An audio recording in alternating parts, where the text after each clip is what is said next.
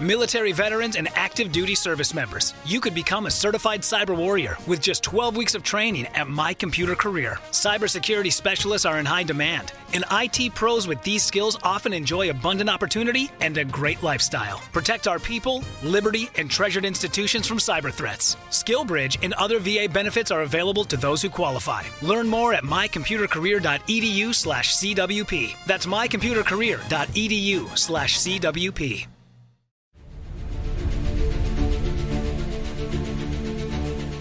Bienvenidos a Empatiza 112, el podcast donde descubrimos el lado más humano de quienes están en primera línea. Soy Adrián Juan y en cada episodio conversamos con un profesional de emergencias para conocer sus experiencias, emociones y aprendizajes. Acompáñame. Hoy me acompaña Nadia Serrano. Muchísimas gracias por querer formar parte de este proyecto y para empezar me gustaría que me hablaras un poquito de ti y de qué relación tienes con el mundillo de las emergencias. Hola, buenas. Muchas gracias por estar conmigo para este programa. Bueno, pues como bien ha dicho, soy Nadia. Yo soy bombera en el consorcio de Alicante desde hace ya 7 años. Bueno, ahora mismo estoy ya empezando a ejercer de mando, a ver qué tal la experiencia. Pero antes que bombera yo era psicóloga y trabajaba con el mundo de la discapacidad. Entonces, cuando entré de bombera, pues quise unir los dos mundos que me apasionaban, que era la psicología y las emergencias, y entonces ya busqué formación más específica y más especializada en ello, y finalmente realicé un máster en la Universidad Europea de Psicología de Emergencias, que fue un máster muy completo y, vamos, superó las expectativas que tenía, vamos, infinitamente. Además, tengo entendido que es el primer máster, digamos, reconocido Mm. Sí, así que... es. Es el primer máster oficial que hay, reconocido por el Ministerio. Es un poco el reconocimiento de la especialidad de psicología de emergencias, lo que viene siendo darle su lugar y un poco pues hacerse empezar a hablar de algo tan importante como es la psicología de las emergencias, algo tan específico, ¿no? Igual que existen las especialidades en medicina, no es lo mismo un experto en dermatología que en traumatología o cardiología, pues un poco reconocer también que en el mundo de la psicología pasa lo mismo. Cuando hiciste el máster llevabas 5 o 6 años de bombera, ¿no? Según las cuentas sería Sí, así así más o es. menos. Sí, Claro, así es. entiendo que lo bueno de hacer este tipo de estudios cuando tú ya estás ejerciendo en el mundo de la emergencia es que puedes comparar la teoría con lo que tú sabes que se ve todos los días. Eso. ¿Cómo fue eso y qué descubriste? Pues era un perfil curioso dentro del máster porque todos eran psicólogos que sí que tenían con ganas de trabajar en el mundo de las emergencias, pero yo tenía la suerte de poder estar en la zona caliente que se llama, estar a pie de la emergencia. Y eso te da una visión bastante diferente. En la Dana en concreto, cuando yo tuve, no sé si llamarlo suerte, porque nunca se puede llamar suerte dentro de una desgracia, pero bueno, tuve la ocasión de trabajar como interviniente y pude observar desde el ámbito de la psicología de emergencia el comportamiento humano y cómo realmente nos afectan esas situaciones. Y eso es algo que no tienen acceso muchas personas que obviamente no pueden estar en la zona de la emergencia y aprenden mucho y aprendes a ver los dos lados, ayuda, te explican muchas cosas, muchos comportamientos. Por ejemplo, yo estaba trabajando allí y vino un sargento mío y vino un poco como en shock, diciendo, es que me ha pasado una cosa. Dice, hay un señor que me ha venido preguntando si habíamos visto su coche. El que ha trabajado en la Dana o ha visto simplemente un vídeo se da cuenta que eso es como preguntar, no sé, ¿dónde está Wally, no? Eran coches pilas sobre pilas. Y dice, me lo ha dicho muy tranquilo. Y entonces cuando yo le he preguntado que por qué, dice, no, es que sí, a ver si encontrando el coche encuentro a mi mujer. Claro, mi sargento se quedó en shock y dice, ¿pero cuánto tiempo lleva usted sin ver a su mujer? Dice, 4 o 5 días. Entonces, claro, yo en ese momento le dije, ese señor está disociado y necesita ayuda psicológica. Ese hombre no está bien. Claro, pero un interviniente que no tiene conceptos o no tiene conocimiento de psicología no tiene por qué saber qué le está pasando. Y Mm. entonces te da otro punto de vista. Me lo vas a poner difícil porque me vas a decir cosas tan interesantes. Ahora tengo dos preguntas que hacerte. Y no quiero, me voy a apuntar que no quiero que se me olvide ninguna. Mira, con esto de que está disociado, a mí Mm, me pasó un caso que yo aún no sabía mucho de psicología, bueno, tampoco es que sepa mucho ahora, pero bueno, era un padre que tenía geolocalizado a su hijo y a las 3 de la mañana, esperaban que volvieran sobre las 2, no, sobre las 12 perdón, y a las 3 de la mañana, viendo que no volvía, vio la ubicación y estaba en mitad de la autovía. Vamos, mm, el chico se mató. Lo que te quiero contar es que el padre estaba extrañamente tranquilo. O sea, era una mm, situación, hacía mucho frío, estaba en manga corta. Y de hecho mi compañera me dijo, ¿no, no ves un poco raro? Porque el padre estaba ahí, pero estaba como si no estuviera. O sea, respondía a la policía, nos respondía a nosotros. Incluso cuando ya quedó todo claro, dijo, ¿me puedo ir ya? Y nos quedamos así muy mm. confusos. Y luego, en una entrevista que hice con un chico que tiene un trastorno de despersonalización, me lo explicó, que posiblemente estuviera disociado. Sí.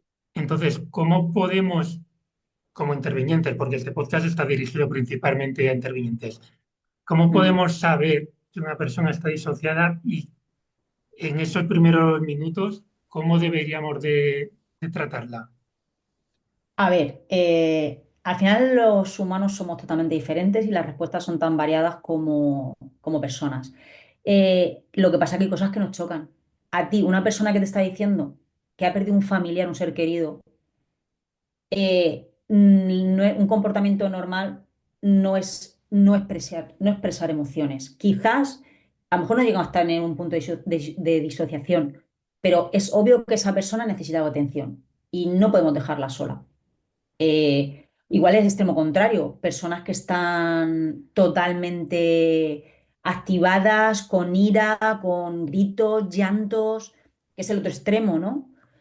Tampoco podemos dejarla sola y no podemos olvidarnos de ella.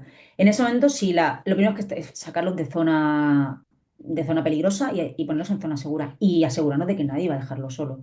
Si contamos con un familiar o alguien que esté en mejores condiciones para tomar decisiones, que se lo lleven para que derivarlo a profesionales sanitarios generalmente en ese momento. Un hospital, un centro de salud, depende un poco de la situación, porque tú como interviniente en ese momento poco puedes hacer, porque tú ahí, tu labor no es esa. Te encantaría, pero simplemente es que el simple hecho de detectar es súper importante, porque es que la gente desconoce, o sea, la gente no conoce el comportamiento, solo dando información.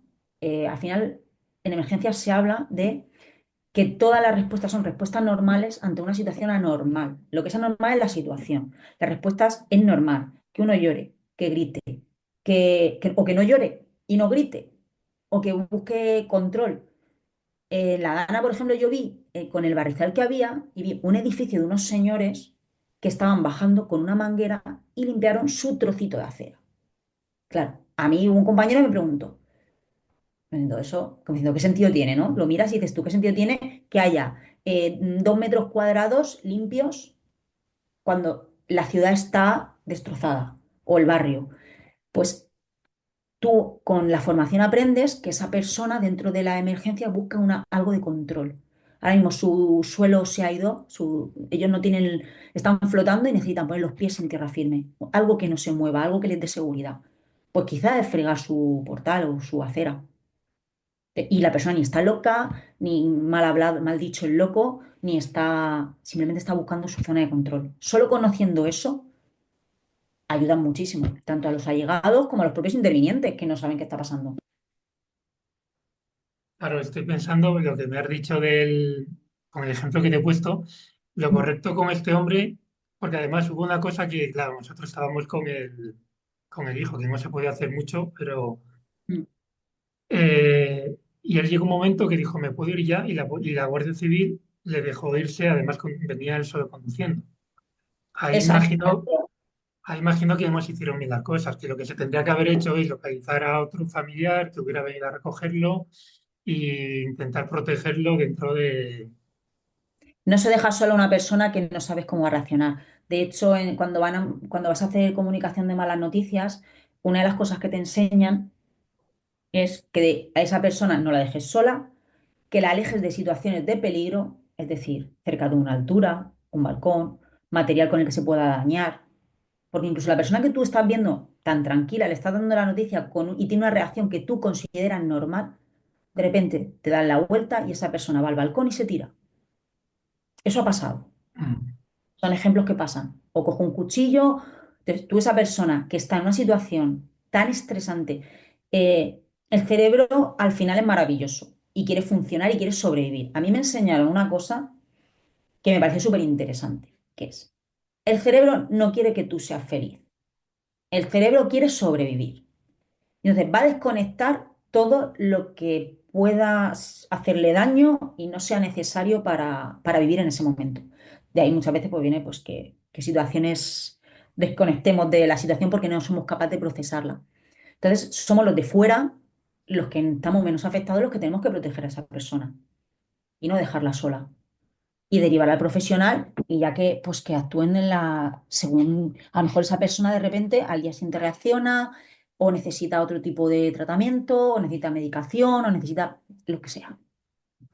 Y con el tema de la disociación, es que ya me quedo yo ahí enganchado en ese ejemplo. Con Es el que tema es de... durísimo, ¿eh? Durísimo de ver. Mm. Por eso, por si otra vez me pasa algo, saber mejor qué tengo que hacer. Mm. Con el tema este de la disociación, como tú has dicho, o sea, es una reacción normal ante una situación Mecanismo de totalmente defensa. anormal. Es un mecanismo de defensa. Tu cuerpo no, o sea, tú no eres capaz de procesar no eres capaz de procesar lo que está pasando. No eres capaz de procesar esa información. Pero podemos ver algo así como una especie de embudo que atasca las emociones, pero se puede, o sea, haciendo una buena intervención, ¿eso se puede desbloquear o En ese necesariamente? momento, la pregunta es, ¿en ese momento nos interesa desbloquear eso? O sea, porque Esa es tiene su función. claro, todo tiene su función. Y yo creo que hay que valorar si nosotros, yo estoy hablando ahora mismo como interviniente, no estoy hablando como psicóloga que va a hacer luego una intervención. Estoy hablando, o psicóloga de emergencias, yo lo que intento es que esa persona esté fuera de peligro. Quizá si hablamos solo como psicóloga de emergencias y no como bombera, que en mi caso, sí que a lo mejor en una emergencia sí que intento buscar una zona, una sala, intento ver, analizar a la persona, ver qué le pasa, tratar de hablarle, ver si ha comprendido la información, ver hasta qué punto está afectado, pero eso es aparte ya de la intervención. O sea, yo lo he sacado de la zona de peligro, pero claro, si me estás comentando que es un padre que está en medio de una autovía con su hijo, yo de verdad quiero que en ese momento ese señor sea consciente ahora mismo ya eso facto de lo que está pasando. ¿Y si echa a correr y se tira delante un coche por el carril contrario? Es muy interesante su vida. Quizás no es el momento, quizás me lo cojo, me lo llevo a zona segura y ahí se Mm. valora. Yo en ese momento tengo que sacarlo de allí. Las noticias no se dan en cualquier sitio. De hecho, yo eso es una pelea que tengo. Yo estaba en un accidente de tráfico y se le ha dado la noticia del fallecimiento de su marido, una mujer, con el hermano al lado, en junio, 40 grados a la sombra, en medio de una carretera. Y todavía estaba con el famoso Lucas en la ambulancia, la víctima, el ocupante del vehículo. ¿Era momento de darle la noticia a la persona? Pues igual no era ni el momento ni el lugar. Llévatela a un sitio, llévatela a la sombra, que pueda sentarse, que no le dé ningún síncope, que no eche a correr a la ambulancia a ver a su marido con el aparato comprimiéndole el pecho. La situación es un poco dantesca para que la recuerde la mujer. Pues no es el momento de decirle a esa mujer que su marido ha fallecido. Me la llevo aparte, la llevo a zona segura y entonces la informo de lo que consideremos. Claro. El problema es eso, que falta en la emergencia como esa figura, porque al Mm. final todos los que intervenimos podemos intentar formarnos en dar malas noticias, en hacer lo correcto, pero tus funciones, digamos, primarias son otras. Entonces, mientras están reanimando a la persona, o sea, lo digo ya como sanitario, no poder dar esa mala noticia ni a lo mejor disponer del entorno, del tiempo, de las condiciones de hacer las cosas bien hechas, que sería irte con la otra persona a una zona segura. Entiendo que desde vuestro punto de vista tampoco, o sea, si estás metido en el rescate, en la extricación o en Mm. protegiendo la zona, lo que estéis haciendo. Entonces, claro, ¿quién es el que tiene el tiempo y el conocimiento en ese entorno de poderse llevar a esa persona a donde sabe que hay que llevársela? A ver, eso es un tema espinoso. Legalmente, la comunicación de malas noticias corresponde a fuerzas y cuerpos de y seguridad, es decir, Ah, sí, yo policía. tenía entendido que la tenía que dar facultativa en caso de un fallecimiento. Puede ser. Pues si está, si No. hay si hay un sanitario allí, seguro. Yo lo que sé que bomberos nosotros no podemos o no Mm. debemos. Obviamente si no hay nadie y está, pero en teoría la competencia nuestra suele ser policía. Sobre todo si hay una muerte que se sospecha de forma violenta o lo que sea, pues luego obviamente si hay un sanitario, a ver, la muerte no, la tiene que determinar un facultativo, obviamente. Pero la noticia de cualquier tipo, nosotros, fuerzas y cuerpos de seguridad generalmente. Ellos, si hay alguien que está más preparado, siempre han colaborado, eso no hay duda. Pero claro, el problema es que ellos ahora ya están recibiendo mucha formación en comunicación de malas noticias y es maravilloso porque ellos también les está dando herramientas, ellos se quejan de esas herramientas. A nadie le gusta hacer la llamada que suele ser por teléfono de, oye, tu hijo se ha matado en un accidente de coche. Eso, nadie te prepara para dar esa noticia y encima nadie te prepara para aguantar lo que viene después y gestionar tus propias emociones, que es ahí donde vienen los problemas. Porque no se hace una vez, se hace muchas veces a lo largo de tu carrera profesional, esa comunicación de malas noticias. Ese ver al padre cómo ha visto a su hijo en un accidente de coche, o a la madre, o lo que sea. Eso pasa mucho. Es el trabajo. Ya, es lo que tiene, ¿no? Sí, pero cuando mejor lo sepamos hacer, pues mejor. Obvio, obvio, les das herramientas. O sea, la gente agradecemos, digo agradece, pero yo Mm. agradecemos. Yo seguiré formándome siempre y siempre seguiré aprendiendo.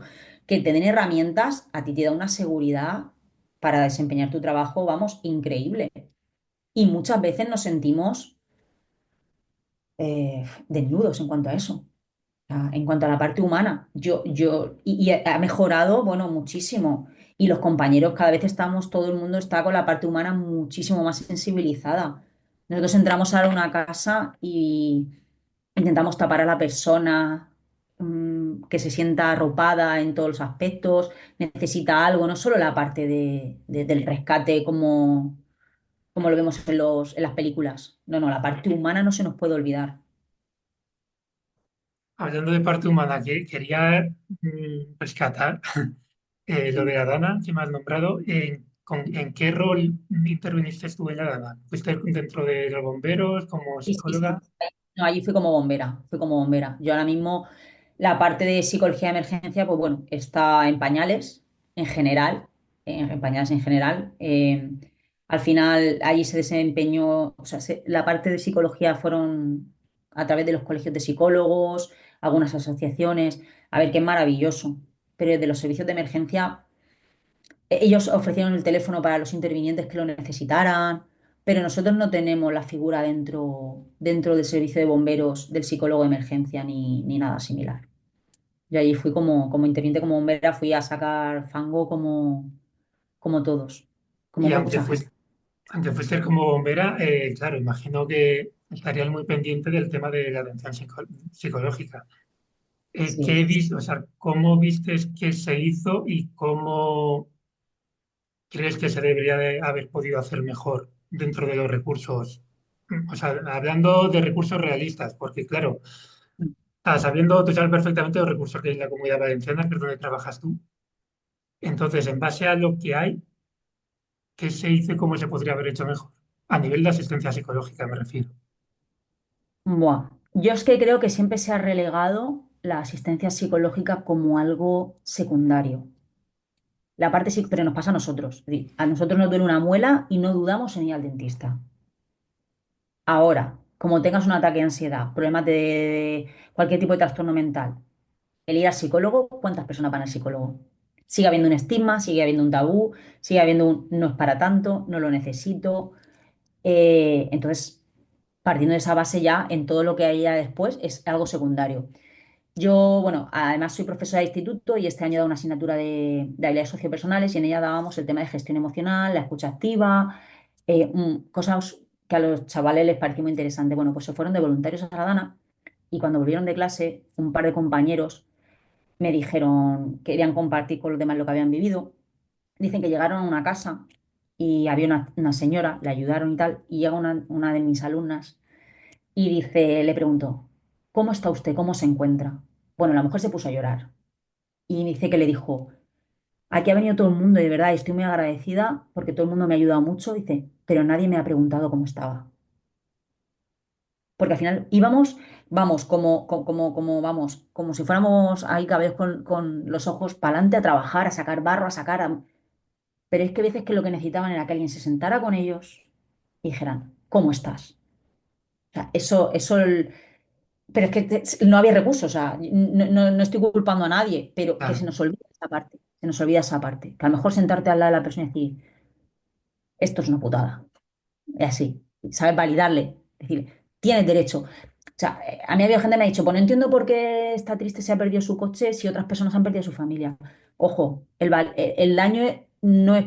Cada uno tiene su dolor y tiene su pérdida. A lo mejor ese coche era el que necesita para ir a trabajar para mantener a su familia. Es su Mm. dolor. No podemos quitarle valor a eso. O otro niño de repente, ¿no? A otro alumno se le acercó y le dijo, ayer fue mi cumpleaños y mira cómo estoy hoy. ¿Me das un abrazo? Ese niño solo quería un abrazo. Eso lo podemos dar, es gratis y fácil. Pues se nos olvida. Muchas veces esa parte la dejamos como secundaria. Entonces yo estoy un poco luchando para que esa parte no se pierda. Claro, pero En el ámbito mío. eso al final sería que sería lo ideal que cada uno de las personas que intervenimos en ese tipo de situaciones tengamos esa parte, vamos a llamarla humana, más desarrollada, ¿no?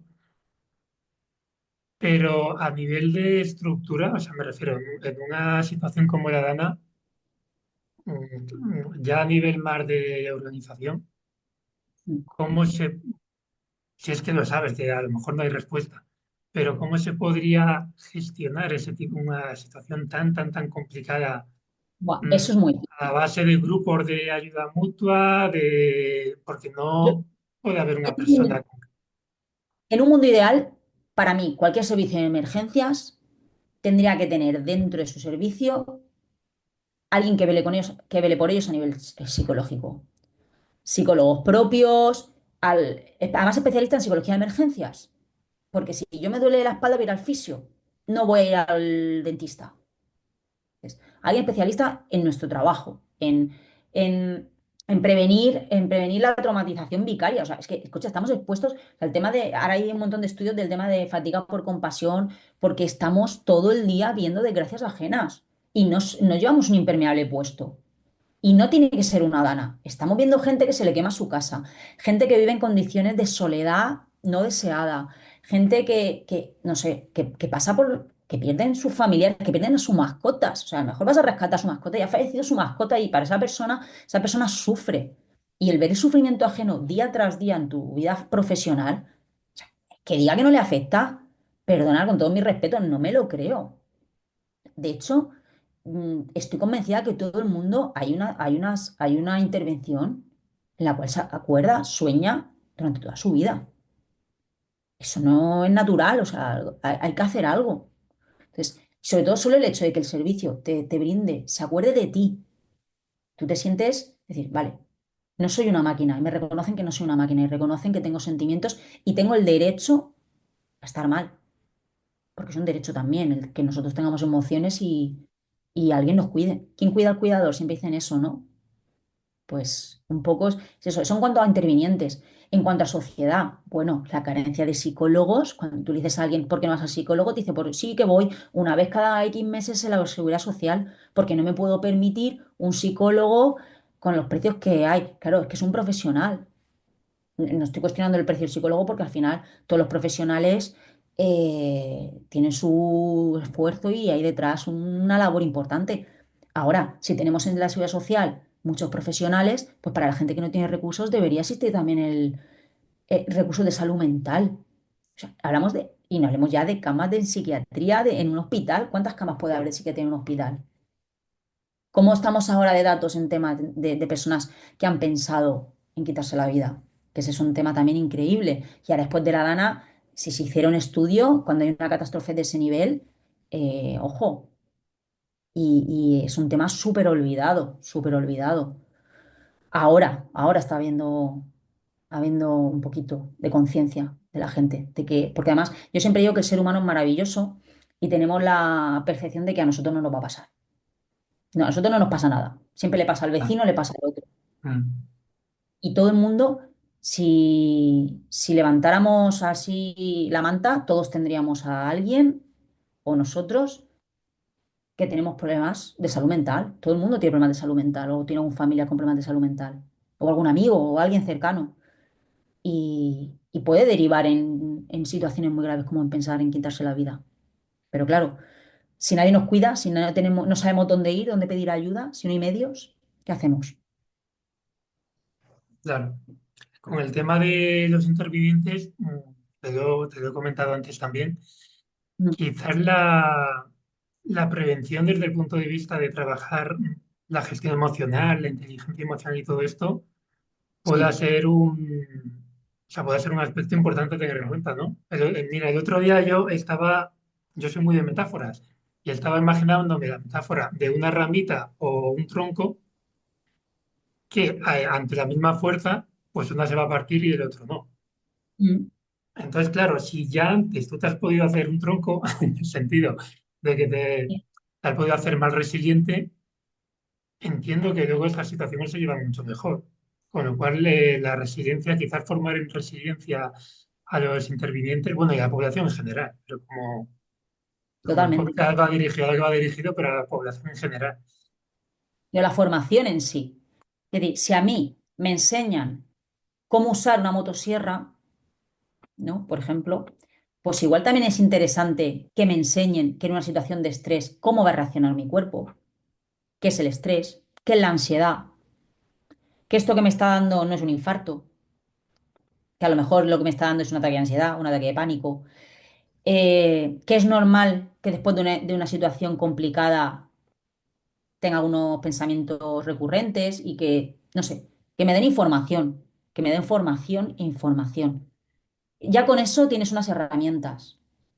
Y claro, lo que te he dicho, a mí me sueltan con una motosierra y me dicen, y no me dicen ni cómo va, ya aprenderé. Ya, pero ¿cuántos cortes a lo mejor me he hecho antes de aprender? Pues igual con esto pasa lo mismo. La gente, y ahora se agradece muchísimo la formación. La gente está muy abierta a aprender y bueno, es que ha habido un cambio de mentalidad. Lo que pasa es que los cambios en la administración llegan muy despacio, como siempre. Bueno, en la administración y en la sociedad en general. Ya. Tú me has comentado que sueles dar bastante formación dentro de los bomberos, ¿no? O sea, Sí, formación de esto. todo lo que va. ¿Esto lo haces por amor al arte? O sea, te quiero decir, ¿eso es voluntariado tuyo por la vocación Vale, que tienes? sí, en ¿O mi caso está... sí. A ver, hay actividades formativas diarias y además ahora ya en mi servicio se implantó alguna de tema de intervención tentativa de suicidio.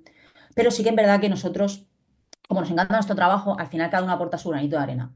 Si tenemos una persona que es especialista en montaña, por ejemplo, pues los que no somos muy de montaña, decimos, oye, échanos una mano atrás, porque nosotros trabajamos con altura, al final tocamos tantas cosas que es imposible ser experto de todo. Entonces Claro, tiramos lo que sabe la gente para aprender. Pues si otro ha sido mecánico, pues en el momento que hay algo en venga, enséñame esto cómo va.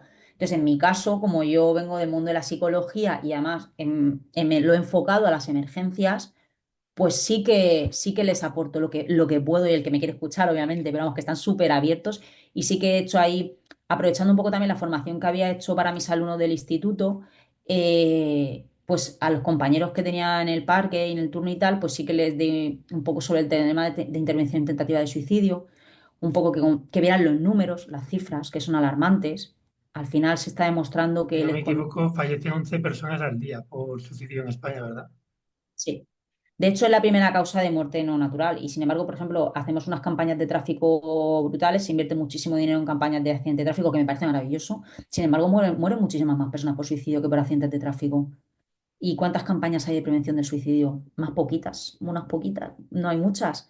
¿Cuántas veces se habla? Y sigue habiendo todavía el tabú de que si se dice se le va a dar la idea. No. Yo cuando le hago a un compañero o les doy algo de formación y me dicen, y les digo, pues si alguien está mal y tienes que preguntar, ¿has pensado en hacerte daño? Se me cae bien y dice, no, hombre, ¿cómo le voy a dar la idea? Digo, no, la idea no se la vas a dar tú. O sea, no. Lo único que le estás dando es, digamos, permiso para que diga si lo ha pensado y qué siente. Y que no pasa nada, le estás dando un espacio seguro para hablar de ello. No le estás Claro, dando una... a nadie que no lo haya pensado, por decirse, tú vas a decir, pues ahora me sucede. No, ¿Sabes?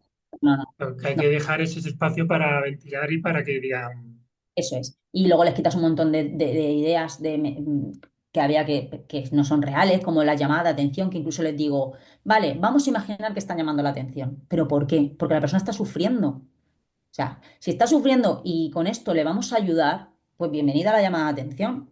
claro, realmente lo escuché en un podcast de un psicólogo, Pedro, ¿cómo se llama? Pedro Martín Barrajón, creo que es especialista en suicidio, que dice que no es una llamada de atención, es una petición de ayuda. Totalmente. Por eso digo, cuando llaman llamada de atención de forma despectiva, eh, no sé, yo es que creo que no tenemos toda la información para juzgar. La persona siempre hay que decirle a la gente, mira, si quieres juzgarme, ponte mis zapatos primero. Mm, Y vive la vida desde mi punto de vista. Entonces, nosotros no estamos ahí para juzgar, estamos para ayudarles en ese momento a lo que nosotros llegamos como intervinientes, como bomberos en este caso, o vosotros que sois sanitarios. Pero bueno, los recursos, la ayuda, le ayudamos en un momento puntual, pero necesitan una ayuda mucho más. Pero bueno, yo a mis compañeros lo que les doy las herramientas, o trato de darles las pocas herramientas que yo tenga, porque yo sigo también formándome y aprendiendo, para que ellos se sientan más seguros a la hora de ayudar a los demás y que esa ayuda sea efectiva. mm. Me van a quedar muchísimos temas que tratar. De hecho, iba a titular al podcast de psicología de emergencias en el grupo de bomberos y hemos hablado de tantas cosas que luego me gustaría engañarte otro día Sin problemas, sin para hablar problemas. específicamente de eso. Porque al final nos hemos ido a temas que son súper interesantes, como lo de, eh, la disociación que te he comentado antes. Sí, ese es el extremo, es impresionante cuando Yo es que me es quedé muy impresionado también. el dolor extremo. Eso es el dolor llevado al extremo. O sea, no puedo. O sea, en mi cerebro diciendo, A tu no, cerebro diciendo, corto este cable porque si no exploto. con esto no puedo. Ya digo, la frase esa de mi cerebro no quiere que sea feliz, mi cerebro quiere sobrevivir. Claro, Por eso claro. nos saca, el cerebro quiere certidumbre, no quiere cosas que no sabe, no quiere, por eso no se lee muchas veces de sitios incómodos, porque es una incomodidad conocida. Mm, El cerebro a veces es nuestro peor enemigo. En cuanto a felicidad hablo, ¿eh? ya. Lo que pasa es que, claro, como quiere que sigamos vivos, pues, Él quiere sobrevivir por encima de todo. pues nos manda esas señales. No sé si hay alguna cosa que ya te digo, si te dejas engañar, te voy a volver a engañar y seguiremos Sin hablando problema. de muchas más cosas. Pero ahora mismo hay alguna cosa que quieras destacar o que nos hayamos dejado en el tintero.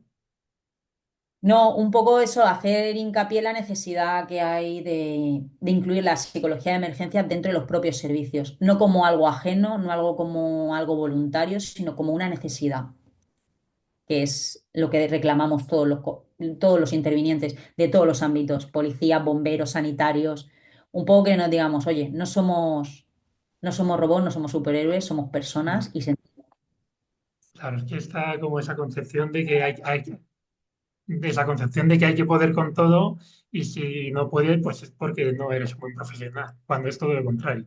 todo lo contrario, el ser vulnerable te hace más fuerte. Qué bonito. Es así.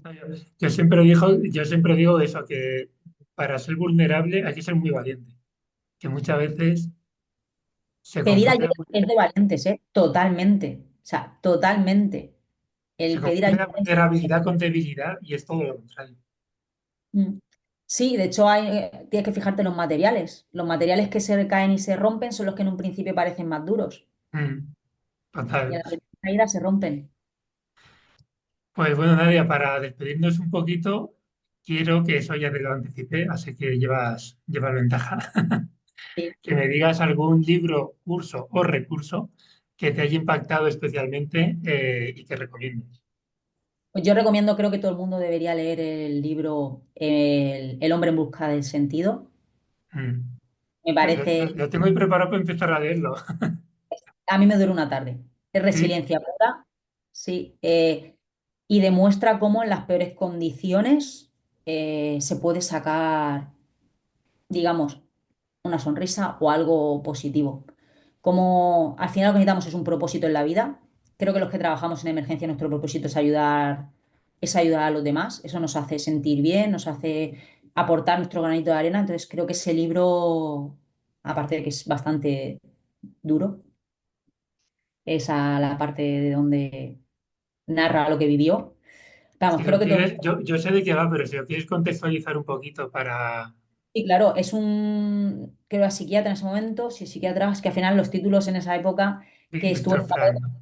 sí, Víctor Frank, que estuvo en un campo de concentración, en muchos, en varios, y cómo llegó a incluso a sonreír dentro. Cuentan, narra historias, situaciones que viven las personas en los campos de concentración. Él perdió a toda su familia y a pesar de eso se dedicó a ayudar allí dentro a la gente y se demostró además que incluso que la gente que sonreía dentro de las circunstancias tenía una mejor recuperación y desarrolló su técnica, la logoterapia incluso, Mm. a través a partir de allí. Y bueno, me parece un libro súper interesante.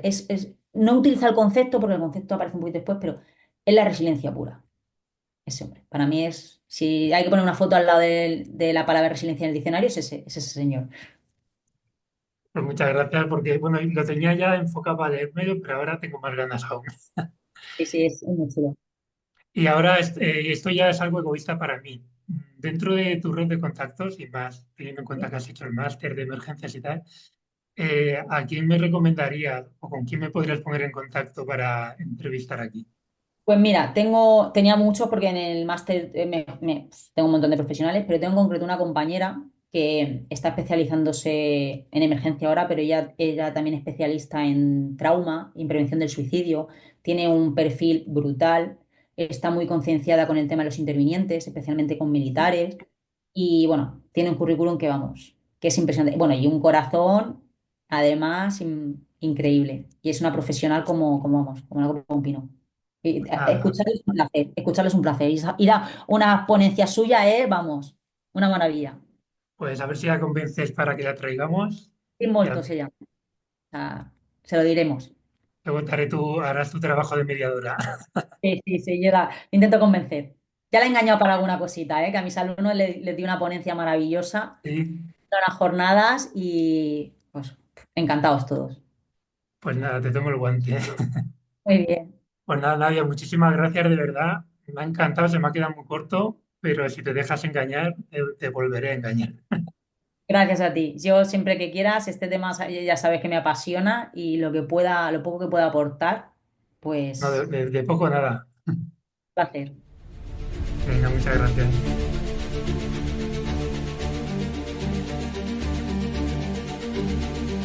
Has escuchado Empatiza 112, el podcast donde mostramos el lado más humano de las emergencias.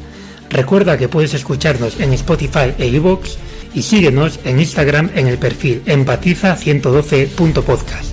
Nos vemos en el siguiente episodio. Toma 2 segundos abrocharse el cinturón de seguridad. Juan no se tomó el tiempo para hacerlo y por eso todavía se está recuperando de un choque automovilístico de hace años. Ricky no pensó que fuera importante y su terapia física después del choque ha costado miles de dólares. Y Patricio no quería llegar tarde y ahora pasará semanas en el hospital. Abróchate el cinturón de seguridad. Son 2 segundos que pueden salvar tu vida. Abrochado o multado. Un mensaje de Netza.